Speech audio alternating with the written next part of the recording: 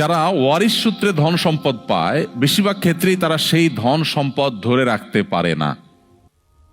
আর যারা অনেক কষ্ট করে পরিশ্রম করে মাথার ঘাম পায়ে ফেলে তারপর অর্থ উপার্জন করতে পারে, তারা বেশিরভাগ ক্ষেত্রেই তাদের ধন সম্পদকে ধরে রাখতে পারে, কারণ সে জানে অনেক কষ্ট করে সে উপার্জন করেছে। ঠিক একইভাবে জন্মসূত্রে মুসলমান হওয়ার কারণে আমরা মনে করি আমি মুসলমানের সন্তান, আমি তো মুসলমান আছি, নতুন করে আমার ইসলাম আর জানার কি আছে। ভাইরা আমার, অনেক মুসলিম এখনো পৃথিবীতে অন্য 10টি ধর্মের মতো, অন্য 10টি জীবন দর্শনের মতো ইসলামটাকে জাস্ট প্রচলিত চলে আসা একটা দিন বা ধর্ম মনে করে।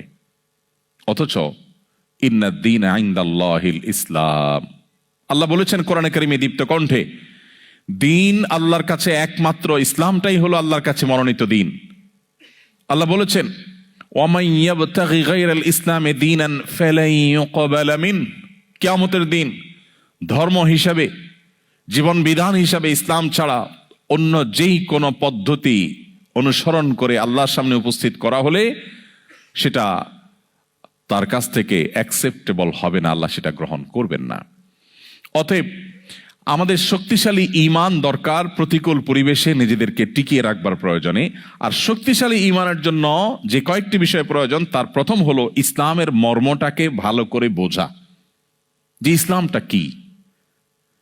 মুহাম্মদ সাল্লাল্লাহু আলাইহি সাল্লাম যে জীবন দর্শন দিয়েছেন, এটা কি তার দেওয়া কোনো জিনিস? এটা কি তার ব্রেইন চাইল্ড?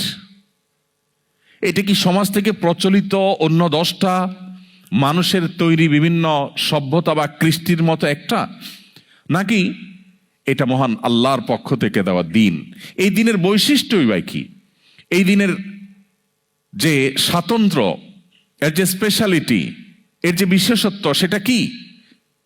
আমরা যদি নতুন করে ইসলামটাকে বোঝার চেষ্টা করি, তাহলে ইসলামটা আমাদের জন্য বোঝা হবে না, বরং ইসলাম পালন করাটা আমাদের জন্য তৃপ্তির হবে।